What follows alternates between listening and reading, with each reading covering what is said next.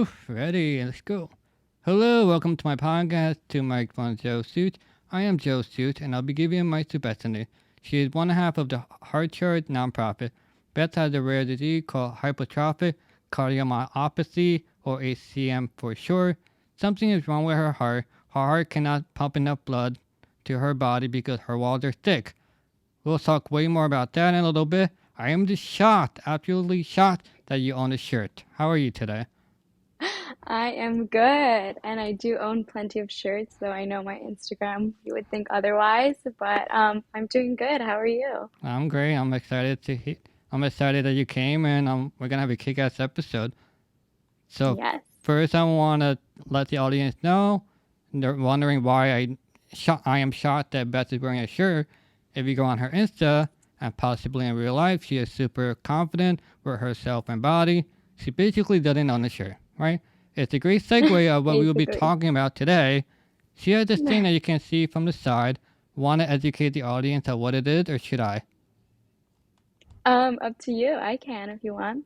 I mean, I'm sure you're tired of talking about it, so I'll Okay. help. You So you the take it. Sure, it's a defibrillator, and her condition is that her heart beats too fast a lot of the times, and the defibrillator. It's a very hard word to say. I hate that you have that. So, but yeah, if her heart is beating too fast, if it beats too fast, she's gonna die. So she needs some device to shock it back into rhythm, so she can stay alive. Hopefully, she'll stay alive to this episode. But yeah, that's it. But I also have here is that it also can be called a side boob. Is that right? No, so there's basically it's almost you know how girls like to like side boob is a thing, right? You show it off kind of thing. I So I we I, make a I love joke. it. I'm not gonna complain about that. Okay, perfect. So sometimes girls who have the implantable defibrillator on their side um, make a joke that it's the new side boob. You know what I mean? So we're proud of it, we show it off, we flash it. You know what I mean? So it's embracing the side boob, but also embracing our bulge and showing I that am off. totally behind that new art form. But before we get into the defibrillators in detail, let's establish to why you really need it. Let's establish the scene. You are a senior in high Okay. school. Just a week earlier, you're accepting an invitation to be part of the Miami City Ballet's pre-professional program, where you dance 6 days a week, 6 hours a day. Your aunt had Yes. happened to be diagnosed with HCM, so it's urgent for everyone to get screened since it's genetic. So one of the dues while having HCM is to have a lifestyle change with less stress and keep blood pressure low. So how were you able to keep dancing? Because I know your sister was also diagnosed but had to stop all sports, but it seems that you did not. Yeah, so with me, I got kind of lucky since at the time of the first diagnosis. So, what happens with hypertrophic cardiomyopathy, that thickness in your wall um, is measured, right? So, how big is it? How thick is it? And depending on how thick it is depending on the medical intervention you'll need at that time. Yes, the wall grows thicker. So, at the time when I was diagnosed, mine was about 1.5 times the size. Hannah's was almost double, almost triple the normal size. So she immediately had to stop physical activity. With me, since they knew, especially my doctor at the time, knew how much dance meant to me, it now meant, okay, well, let's monitor you while you're dancing, when you're under stress, when you're doing physical activity, when you're exerting your body. And then let's take those results and then go off of that and see kind of your trajectory of of what it's going to be like. So immediately I was on medication, though immediately after the diagnosis, immediately put on medication. Then I would show up to dance with heart halters on. So now they've definitely changed them. Like Hannah's wearing one right now and it's like this big. But back in the day, mine was like a box like this big with like wires coming out everywhere. And you wear those either for, I've worn them for 24 hours, I've worn them for 4 weeks at a time. And so this would all measure kind of what's going on with my heart while I was dancing. And then one of the times I was wearing it, they did see a few skipped heartbeats. So that meant to up my medicine, but nothing ever at the time to make me stop dancing. So I mean, it's I guess when you're looking at the test, you can kind of tell like what you've been doing that day. So like, I guess if you're dancing from 3 to 4, it'd be higher than like 6 to 7 when you're watching. I don't know, Bob's Yeah. Burgers. That's a good show. Yeah, yeah, yeah. And it's crazy too because when you're wearing a heart halter, you have to journal everything that you do. And so I remember the first time I wore one, I could admit my heart was probably beating out of my chest because I was so embarrassed of what people would think and ask questions while you're wearing this. And I had no clue. I just got diagnosed like the day before, you know what I mean? So then you're like walking in, and I just remember my heart was like beating out of my chest and I journaled it. I was Yeah, I like think you have a. super I, nervous. yeah, I think you have a picture of it, and it kind of looks like you're like an alien kind of thing. You just have wire coming out of Yeah, everywhere. yeah, yeah, coming out of wear. And the one that I had to wear for 4 weeks, I think they call them Walkman, those old like Yeah. music things. So I wore one like that for 4 weeks and it was so big and it would always pull Oh my pants no. down. Oh, it was awful. It was awful. So how long was that for then? Because like the So, technology improved so much, and now you can just not be showing as much yeah, anymore, or is it the same process? no, no, technology is insane. I should show you. I'll send you over the picture, the one that Hannah's. I don't know if she showed you or tomorrow we'll make her show you in when we talk tomorrow, but it's literally just like a strip down here of like tape almost with like a tiny little box this big, Whoa, that's a and it's huge gonna monitor improvement. heart. Yeah, huge improvement in technology. Man, you really had to suffer. I know, So, but it's okay. It's over now.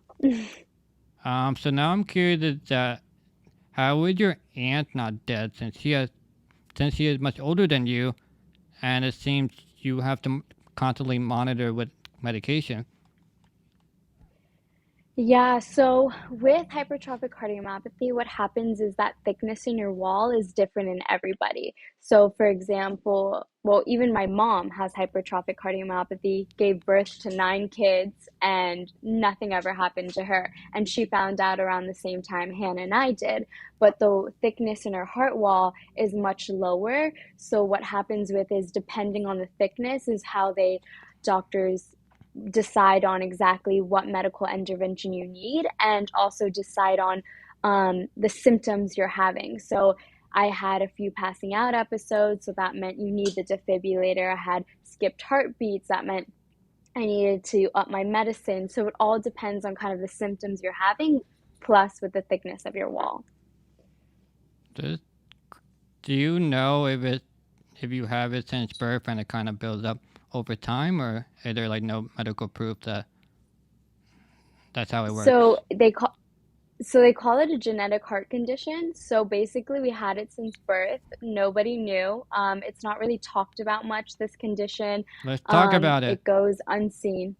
I know, we definitely need to talk about it. So when you hear those stories of an athlete dropping dead on the field or someone just dying suddenly. Most of the time, it's either due to sudden cardiac arrest, but sometimes there's this underlying heart condition that it's involved with, and that's hypertrophic cardiomyopathy, what we have.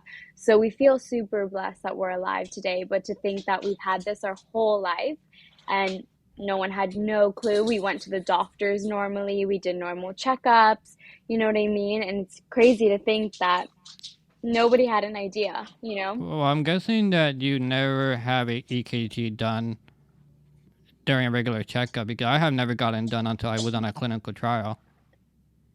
Oh, wow, yeah, yeah. So it doesn't seem Exactly. like a Like, normal, like, hey, let's check your heart because, like, we're young. So, like, the last thing you think about is your heart not working. yeah. No, no, exactly. And a big thing too, they don't think of young kids and heart conditions. Like that doesn't go hand in hand. When they think of, heart disease, they think of older people. They don't think young kids running around would have some deadly heart condition. It's just people don't, tie it in together. So I think that's where we lose a lot of people and we lose a lot of the awareness factor because, as we know, 1 in 100 kids are born with a congenital heart condition. 1 in 300 kids have hypertrophic cardiomyopathy, and sudden cardiac arrest kills a kid every hour of every day, and we're not this is happening. It's happening, but nobody's talking about it. Nobody sees it out in the mass media. The awareness isn't getting to people that this really affects everybody of all ages.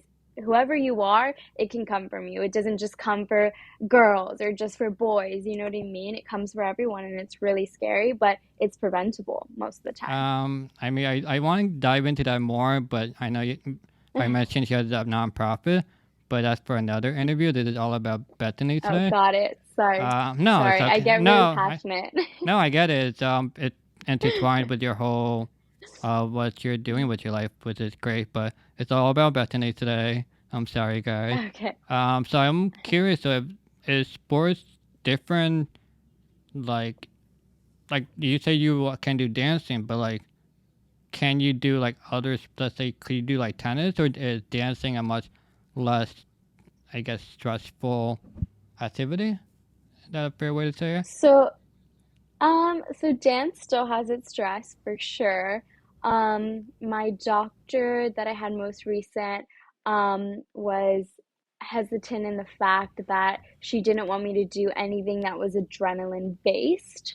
So, dance definitely has its adrenaline moments, like going out on stage and performing, and I love all of that. Um, would have its adrenaline moments as well. Basketball, soccer. Um, for example, like when Hannah got diagnosed, they basically told her, okay, you can play shuffleboard and golf.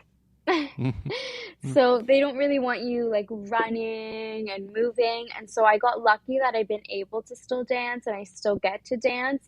But I definitely now have become more aware of my body when I'm, physically working out. Like I also try to work out like really hardcore every day too. And so what happens with that is I think I've just become more aware of my body and I know my limits. And when I know like, okay, I really need to like sit down and rest, I can take those moments. And I've just become super self-eternal of like, okay, what's going on? How do I feel? Am I gonna pass out? Because I know what that feeling is like. I'm like, okay, do I need water? Do I need to sit down?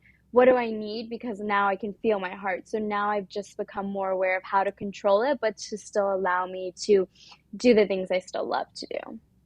So I know you're on beta blockers and less stress in life. So is your condition? Less stress.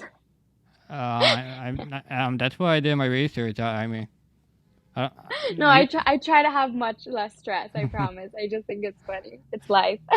Oh yeah, I totally. But it's like, is your health gonna remain the same throughout your life, or is it just a given that your body will just get worse in terms of like your wall getting thicker as you get older? Yeah, so they've already seen my wall get thicker since my diagnosis. So now it's about double the size. A big thing that they look at is kind of the scar tissue that builds around it. But my last cardiologist appointment that I had one recent, but like my big one where I do a bunch of tests was in July. And basically, the doctor told me that I should have known that my heart is going to fail eventually because it's constantly overworking, overdriving. It's constantly, having to do a lot more than other hearts have to do just to make up for the fact that it's so thick.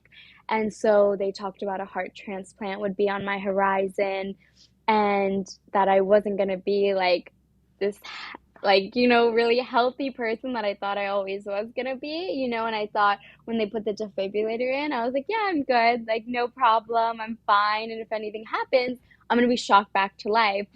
But then you start thinking about, okay, wait, no, my heart is like it is working overtime. Okay, wow. Oh wow, I didn't realize that plays a part in it. And so that really opened my eyes huge because I kind of thought like the defibrillator was my end all. So maybe in a few years, who knows, I might need a heart transplant. We'll see. I'm hoping right now it's not for a little bit, but we'll see.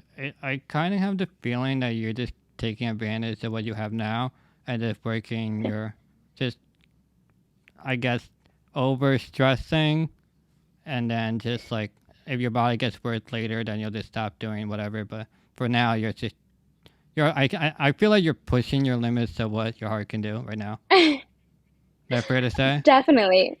Yeah, I think that's fair to say. I think I'm all about living your life really gratefully and really happy, and we have today, and to think back to almost, 8 years ago when I got the diagnosis, and to think my life was ending and that was the end of it. A lot of changes and advancements have happened in technology and in the medical field.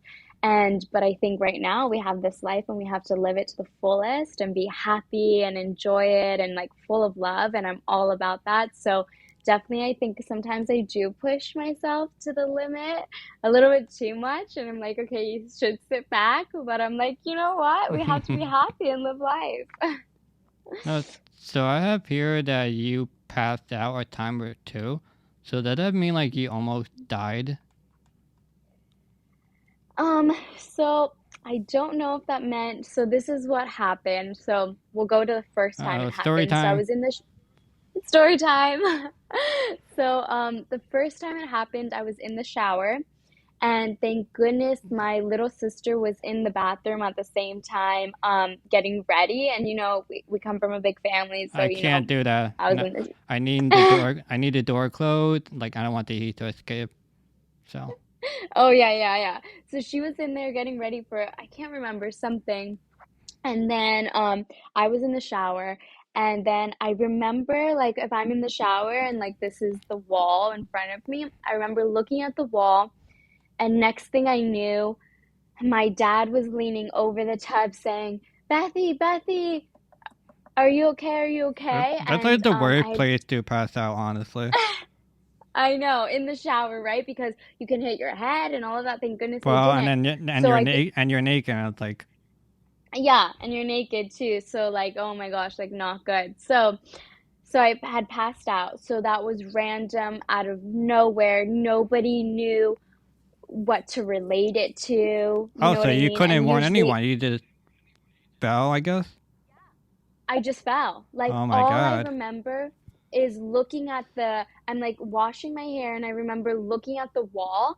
And next thing I know, like, that's all I remember. I remember seeing the wall and me standing under the water. And then next thing I know, I remember my head was where, like, the faucet, like where the bath, like, because it was a bath shower kind of Oh thing. My no. head was there. And then my dad, like shaking me kind of thing. And so that was pretty scary. And then Are you okay, or six were you months later, okay?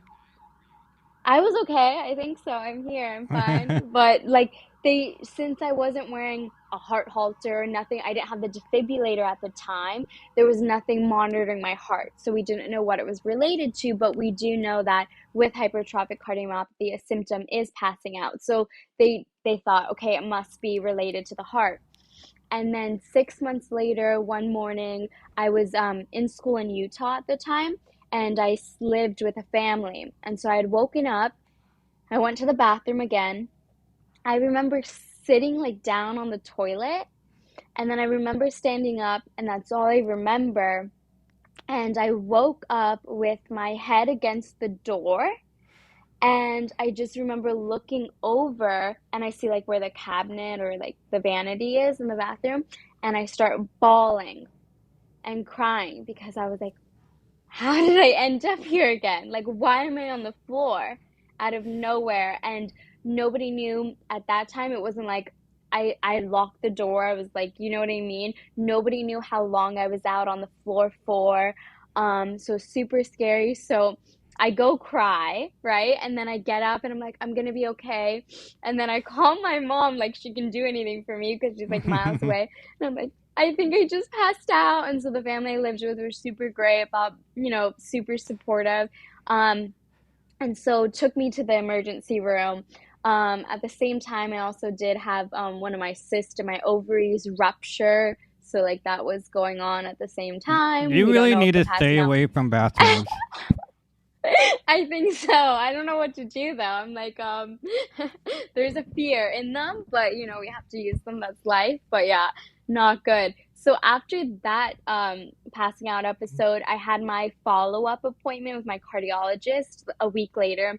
So I tell him everything that happens. He immediately sends me home with a heart halter on, and then he was like, come in for an MRI. Hate MRIs. I don't know if anybody else does. That's a whole nother story we Yeah, can they get suck. into, me and MRIs. Yeah, no, not good. I literally freak out every time I'm in one, and they have to literally take me out 3 times and restart Oh the whole no. process. Yeah, Yeah, it's it's a little not good. And claustrophobic-ish. yes, Yeah. and I'm so claustrophobic, so Oh it's not good no. at all. You Yeah. you So got diagnosed with the wrong disease. clearly. Oh my gosh. Well, I'll tell you a funny story in a second. But so then after that passing out episode, went to the doctors, did the heart halter, did the MRI, did another stress test. And then they're like, we're going to have you meet the surgeon. And I'm like, oh, okay. Like, not thinking that I need the defibrillator, but they had talked about that I'll need eventually. So I do all the tests, and then I get a phone call, and they're like, all right, so we'll see you for surgery, you know, in a week and a half. And I'm like, wait, what? They're like, yeah, we'll see you on Monday at 7 a.m. for surgery. And I was like, oh, wow. So I guess I'm not as healthy as I thought I was, and I need this defibrillator. But the big push was definitely to allow me to keep dancing because they knew how much it meant to me and to keep me safe. So I thought that was huge and very thoughtful and respectful of the doctor for taking my dreams and my passions in consideration, but also trying to keep me alive. But of course, dancing still comes with, you know, I have to be aware of what's going on. I can't push myself too much living with this condition. It's crazy to me that like you can do all this dancing and like be fine, but you go into the bathroom and it's like you just pass out. Like Is what? not. Yeah. No, and that's the crazy thing too with especially with our condition is um so I had a heart church friend asked me for his he was doing a school project and he was like, "Hey, can you send me a recording of your heartbeat?" I'm like, "Sure." He's like, "Just take your phone and place it up to your heart, and when it's beating really fast, record it. I'm going to do it for a project." I'm like, "Yeah, of course, I'll help you out." So I'm like, I'm gonna get my heart beating so fast. I go on a run, I go on the treadmill, I'm doing like, you know, like high cardio, which I shouldn't be doing, but I was like, I want to get my heart really up there for him for the school project. Just go to the I couldn't get bathroom. my, yeah, right? So I couldn't get my heart rate up. So then one day I'm sitting on the couch and I'm just like, I'm doing literally nothing, just sitting on the couch in my parents' house, and I could see my heart beating out of my chest super, super fast. I was like, hold on. I got my phone and recorded my heart rate. It was probably like 140, one something, just sitting there doing Oh nothing. my god. And I send it over to him, and he's like, this is amazing. Like, I can hear the murmur. And he was like, wow, this is awesome. Everybody loved the heartbeat. And so we recently did a music videos on our Instagram page, kind of about AEDs, and the little boy, when he passes out in the video, that heartbeat playing is mine, actually, Ah, from that okay. recording. Yeah. But it's Easter egg. crazy to think, Easter egg, exactly. So it's crazy to think that when I'm just sitting there, my heart, you can have the weirdest pains. You can pass out just being in the shower. And even if you're physically exerting your body, sometimes that doesn't give you any symptoms, you know, and that just boggles my mind. Like, there's so much more that we don't know about this condition. There's so much more unknown about it and what really affects it and drives it to put you into, like, you know, a really bad state of it. So like what triggered? Like you were talking about that trigger that you got to defibrillate, defib. Defibrillator. Yeah. The D word, but like what triggered you to get it? Like what is it? The preventative? Like we don't want you to die. Like you need this. Yeah, so basically, when I had that second passing out episode, that was the biggest driving force for my cardiologist at the time to think that I needed to put the defibrillator in, and tied in with also the fact that Hannah's defibrillator has already saved her life twice. It was just an immediate, like, we need to put it in right now going forward. We don't know if you'll have these passing out episodes again. And also, with passing out episodes, what happens is your heart rate it's worse for people with hypertrophic cardiomyopathy because your heart rate will then slow down, and then to get your heart rate, like, you need to get it back up. You know what I mean? And so it's scary, and knowing that you'll go unconscious and nobody knows how long you'll go out for, and the blood circulation slows down. So it's just not a good factor. So that was definitely the driving force behind that, plus mixed with that my cardiologist knew how much dance meant to me, and you probably couldn't do it forever, but it was almost like, okay, let's put it in. You can keep dancing, but we'll know we'll be safe. We'll be monitoring your heart constantly. We can go from that. So I thought that was very important, but that was the driving force behind it. Yeah, I was talking to your sister earlier, and I'm blown away that it can last like 10 years inside of you. Yeah, Like, just they last a long incredible time. battery life. Yeah, yeah. And you're like, wow, this is great battery life. We should do this for our phones, right? I was thinking the exact same thing. I was wondering. But, like, so I wanted to go, have you ever talked to Demi Lovato? Because she been getting a heart attack. No, I haven't talked to her yet. I'm just a little worried, maybe she got misdiagnosed or something. Yeah, maybe. Who knows? So, so like my question now is what? So you got the D word. So like what comes with it? Like, do you just resume a normal lifestyle, or like how does it? Um, so Yeah. so I think with me, I didn't have as long to process the fact. So when they told me they were putting the defibrillator in, I had told them about Hannah's defibrillator and how the surgeon at the time had hid it under her breast and you couldn't see it, and I wanted the same thing. And they said, well, we're not giving you the same defibrillator as her because you're more active. So what happened with mine is my defibrillator is here on the side, but I have a wire that runs up and it stops about here. So instead of Wait, so there are like different normal, kinds of D words? yeah, Really? there's a couple different kinds. Yeah. So for example, you can have one like Hannah's who has one lead. They call this like wire a lead. So you can have one lead that goes into your heart. Then you can have one that has two leads going into your heart.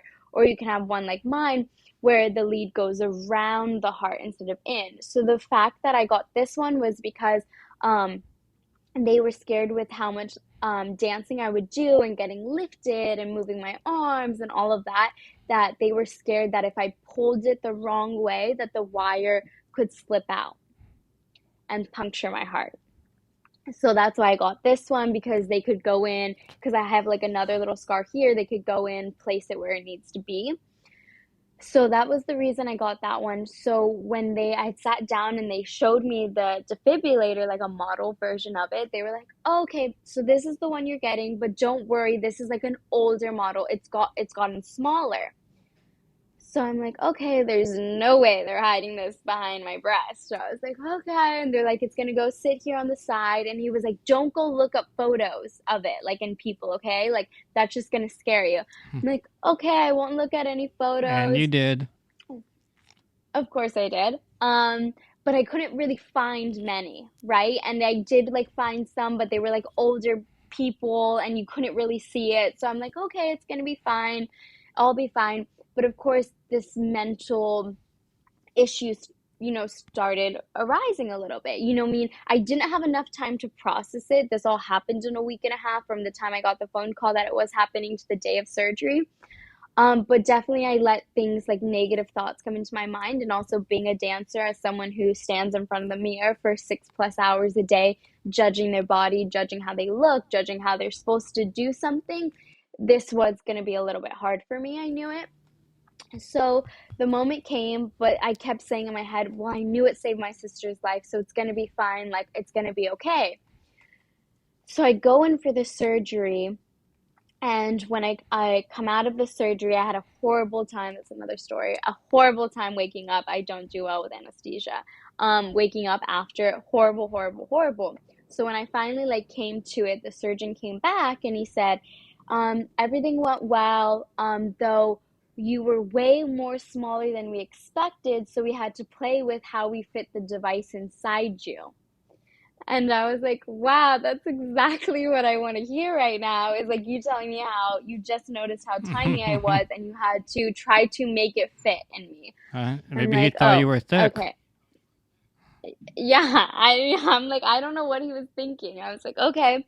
So then so then I like, I'm like, okay, now I want to see it. I want to see the defibrillator.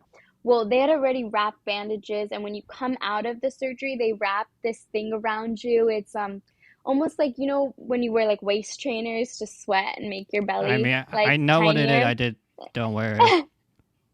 Yeah, I've worn them, don't worry. So it's like putting one of those on, but like even tighter and like more painful.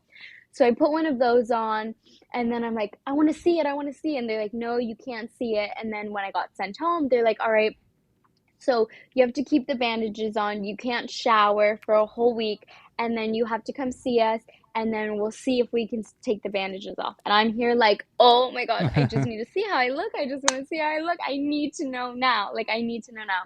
So then it's like playing this waiting game.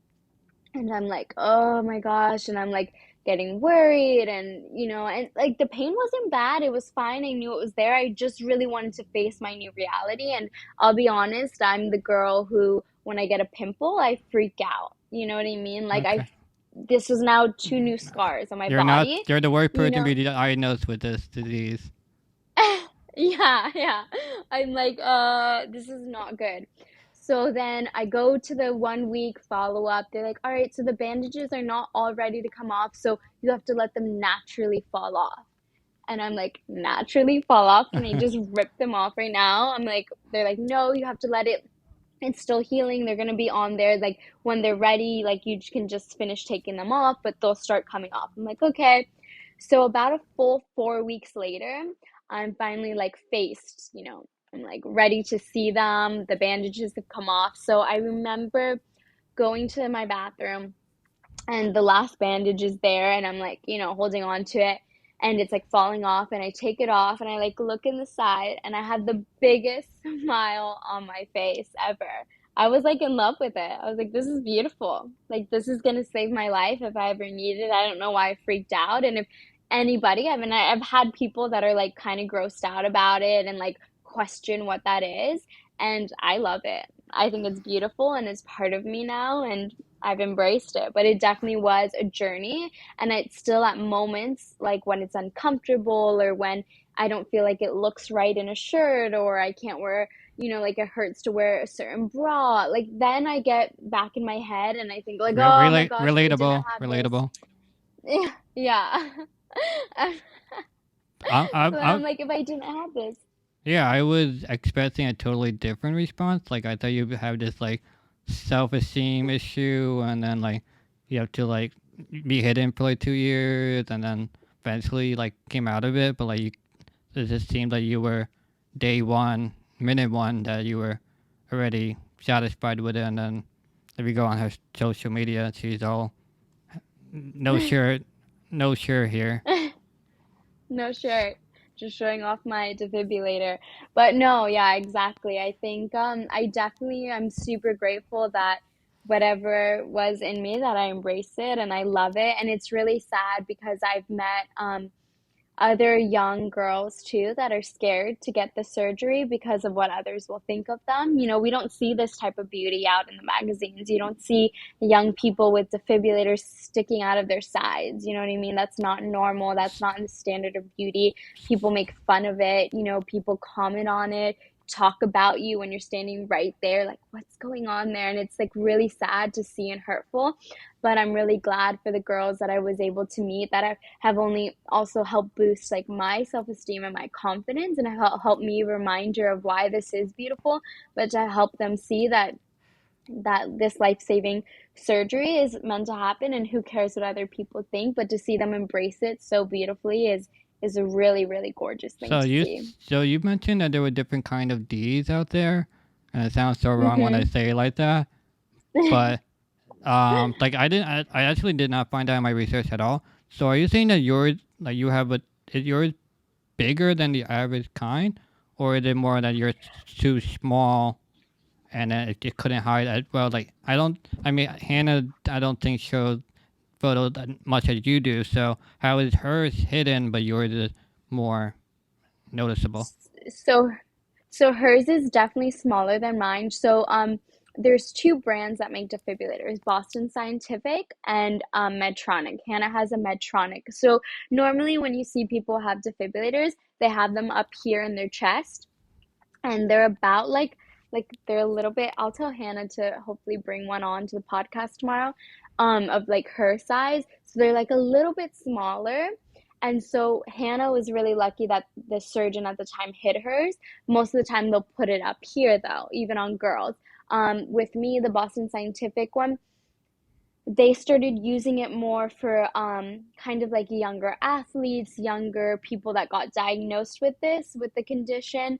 Um, and sometimes it's just doctor's preference, or it's I mean, maybe not doctor's preference, but what the surgeon thinks is best for you and your body type and stuff. But I remember at the time when Hannah's got hers, like we didn't even hear the word Boston Scientific, and I only knew Medtronic defibrillators until I saw my cardio, like we saw a different cardiologist when I was getting diagnosed. We had a different one from the time Hannah got her defibrillator. And then he was saying, "Oh no, we're gonna put a Boston Scientific." I didn't even know. Like at the time, we didn't even know there was different kinds out there. Dude, kind of. I mean, it always sucks when you know all this information now when it's like too late. Yeah. Um, it's just it's like weird that there are different kinds. I guess like since they do the same thing in the end. But you did explain like one had like a wire that goes around your heart. One is one wire that Mhm. goes through your heart, and I think one has two wires. Is that right? Yeah. Mhm. See that go in your heart. Yeah. Because I just feel like Yeah. you would And get. then I don't.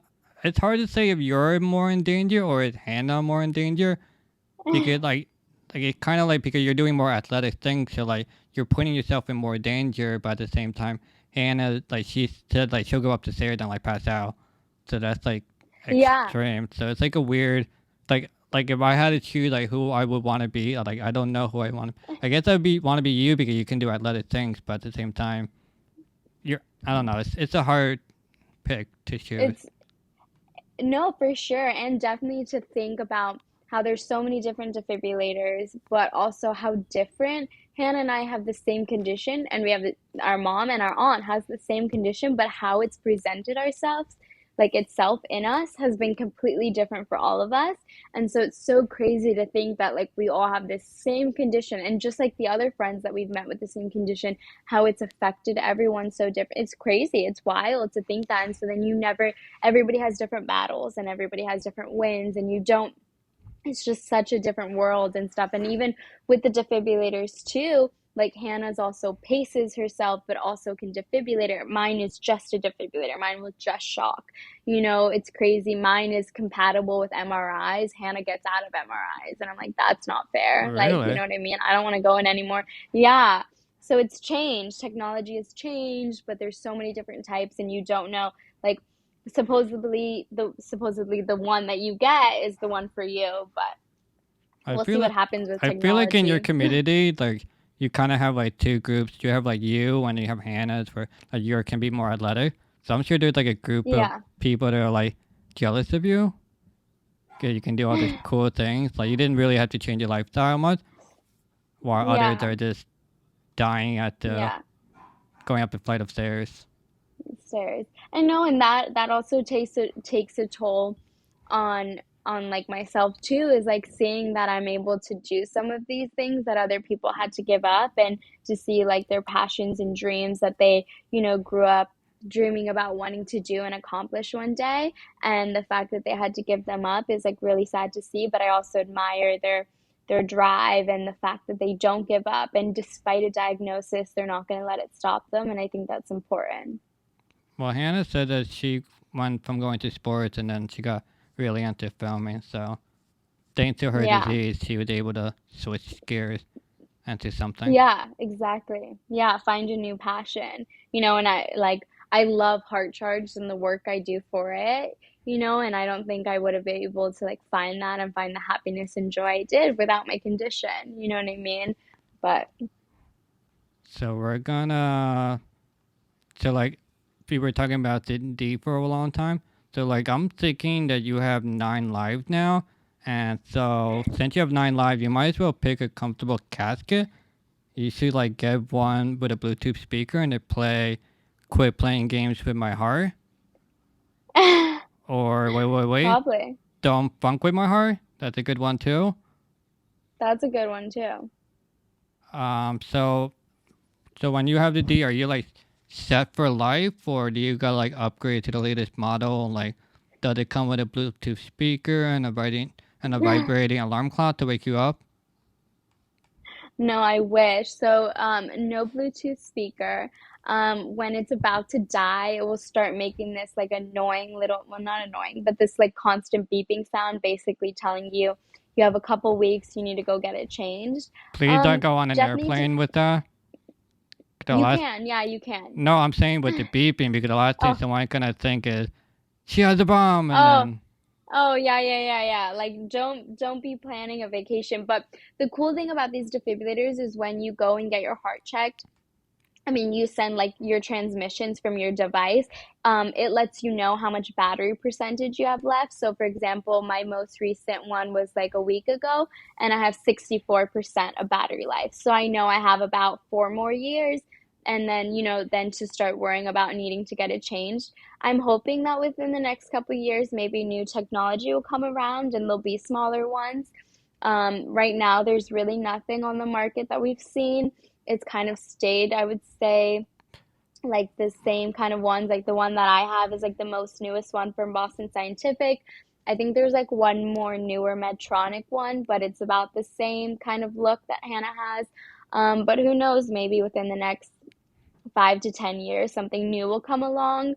And they're working on something we don't know.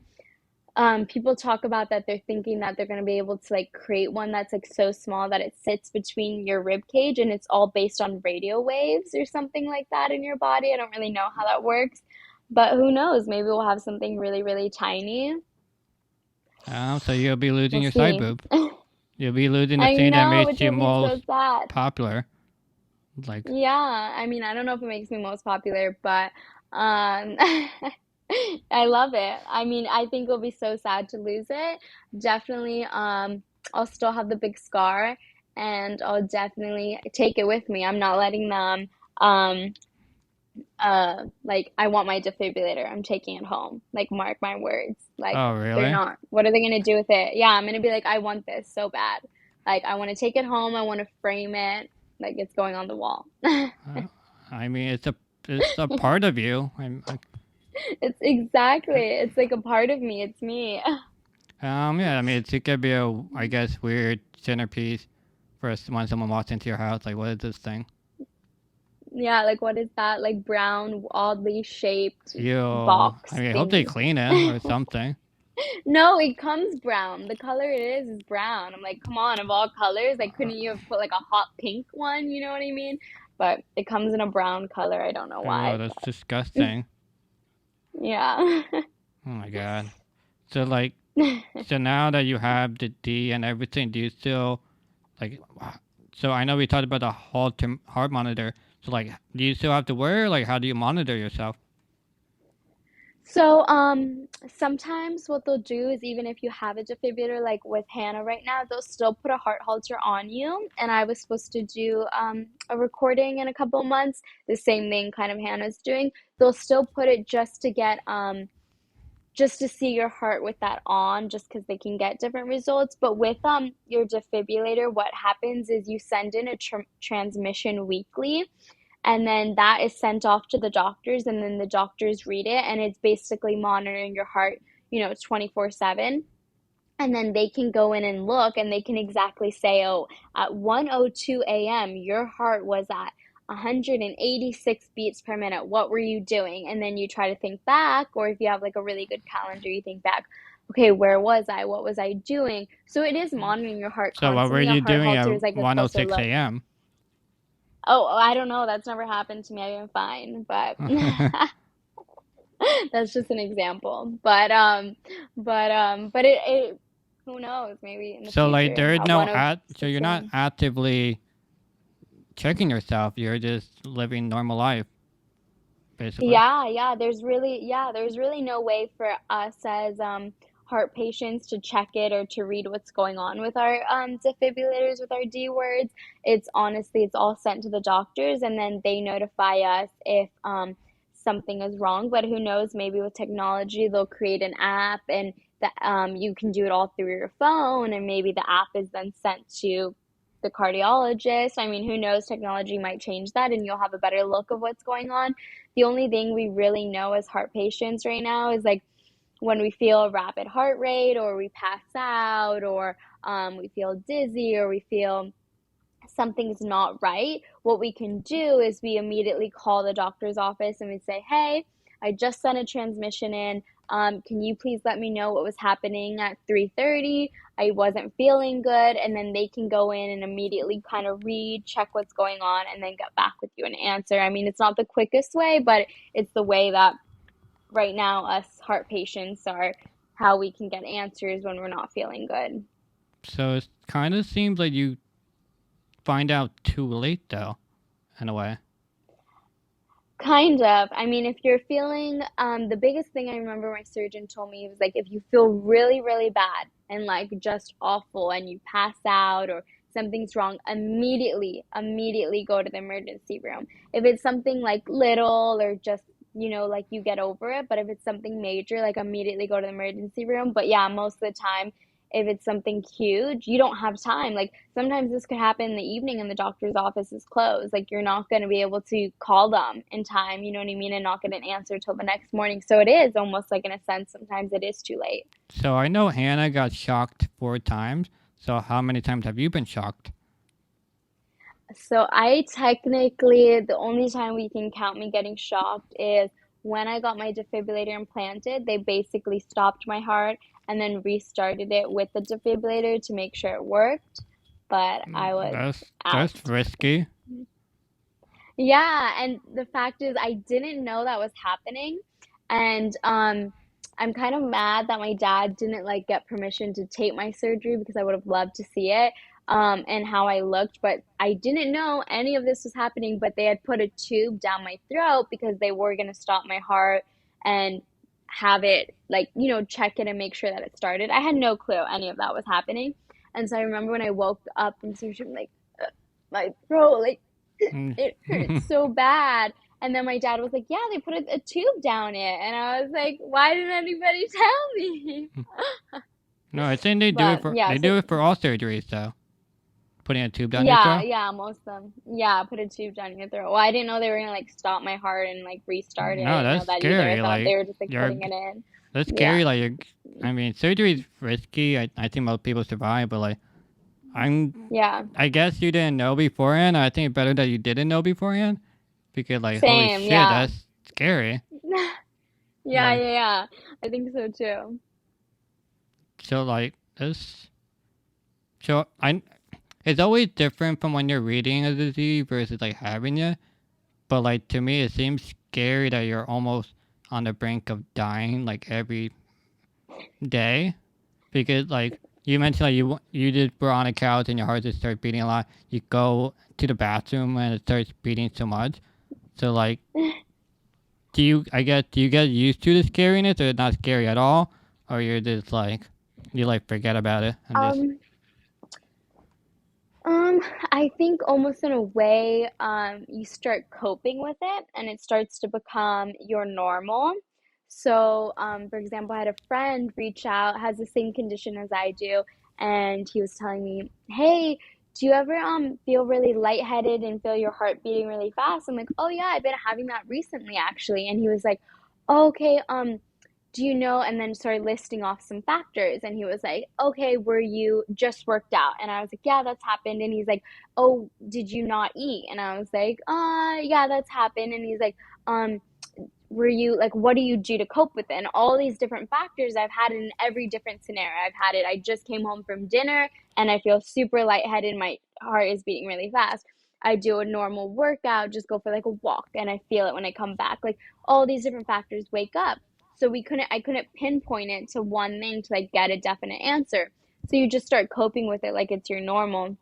And I remember one time he was like, "So what do you do? Like, do you just sit down?" I'm like, "No, I push through it and I'll like start making food or like doing something to keep myself busy because I don't want to think about that my heart is hurting, my head's really dizzy." Though I don't think that's the way that anybody should go about it. You probably should sit down and like figure it out. But it's just like become part of my, I guess, life that it's just becomes your normal. For so long, you think that is normal. And then when you get this diagnosis, you're like, oh, that's not normal for most people, but it's my normal. So how can I still live a normal life but like get through it? And I guess I'm the kind of person that likes to push through things. I'm like, just get it over with. Like, let's just get it done. Let's just do it. Let's go, go, go, go, go. And so when I feel like these things coming on me, I'm like, okay, pass already so we can get past this moment. You know what I mean? Like, I don't want to sit here with my heart beating fast. So then I try to keep myself busy while it's happening, and that's probably not smart. But I guess it's just like in me that I just like want to keep pushing through because I'm like, oh, eventually it will pass. It will pass. It's not gonna stay like this. You know what I mean? Yeah, it's just weird because I was talking to your sister earlier. She said that like when she's like on the brink of fainting or whatever, that she has to sit down. Like she can't fight her symptoms, but it seems like you Yeah. can. Yeah, I guess we're just, yeah, different. Hannah's definitely more of the route, like, I'm gonna sit down, and I'm more of the person, like, I'll probably be feeling the symptoms and not tell anybody until I'm at the brink of, like, okay, it's not going away. I'm in full tears and I don't feel good. And then they're like, how long has this been going on for? And then I'll be like 3 hours. And then it's like, oh my gosh, Bethany, why didn't you say anything? You know what I mean? So, it's definitely, yeah, we definitely, I guess, approach it differently. But I think Hannah has it worse than me and her symptoms. I mean, I'll never compare my symptoms to her because I don't know exactly what she's going through. But I guess sometimes we have really similar moments, but we definitely, I think, approach them differently. Well, it seems like you're kind of following the footsteps of Hannah in a way. Yeah, I would say, even though I'm the older sister, it's funny, like the way that she's had the condition and the way that hers worsened so fast. I definitely think I just trail behind her. And like they told her heart transplant first, and then they told me heart transplant second. And so I definitely like learn a lot from her. I definitely, like she's definitely an inspiration to me in the way that she handles things. I should approach them more like she does. But yeah, definitely probably I follow her. No, so we Hannah and I talked about using the heart card. So like, what did you use the heart card for? Like to get out of something. Yep. Um, so I think the heart card, definitely when I got my defibrillator, so I was away in Utah, so my dad and my brother flew out for it. So definitely like my dad, like especially us girls, like spoils us. So I got a bunch of new shoes, a bunch of new clothes. I got to eat as much ice cream as I wanted all the time. Uh But and he just wanted to make me so happy because I was going through this. But that's my dad. Like anything comes heart related for me or Hannah, he immediately is like, "What do you need? What can I do for you?" oh. You're a daddy's girl. Yeah, exactly. Um, I don't know if Hannah definitely like can use the heart card more. I definitely because I have that fighter instinct, and everybody knows that I'll just fight through it. That I like don't pull it as much. Except like sometimes I'll just like when I come from a bad doctor's appointment, I will be like, I need chocolate or like, Mom, I need this or something, and like she'll go get it for me. If I'm like upset from a doctor's appointment or like what they've told me that I now have some like new other part of my HCM. But I'm trying to think like if I've ever pulled it. Maybe sometimes like my little sister, I'll be like, I can't, my heart. Can you like go get it for me? But that's like to the extent of it. Do you I'm a ever very like? independent person.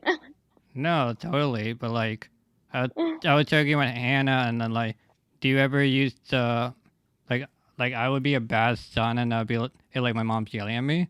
I'd be like, my heart, and like dying, and so that's what I would do, or like to Yeah, get no, out I of think that's smart. situations. Yeah. Yeah, I should probably use it a lot more. I should probably I like, mean, my I heart, mean, it's a I little can't. difficult, I guess, because you're a lot better. Like you can dance, obviously. Yeah, I guess you they're gonna can be like, you handle faker. a bigger load of stress. Yeah, yeah. Just it's They'd just be like, crazy. you faker. Yeah, it's just crazy that you and Hannah both have that we have totally different conversations. Oh yeah.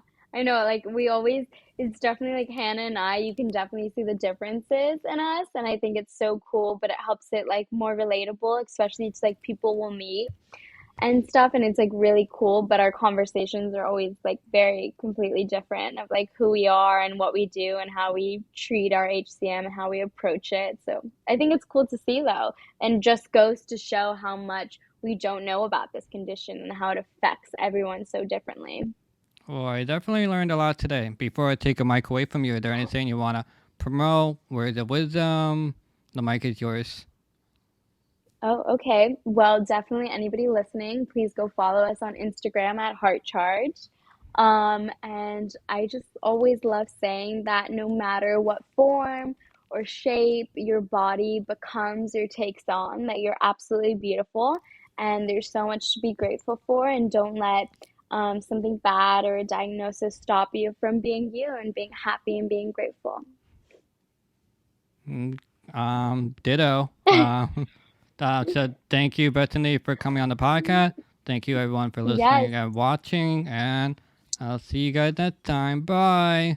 Yay. Bye. Thank you. There you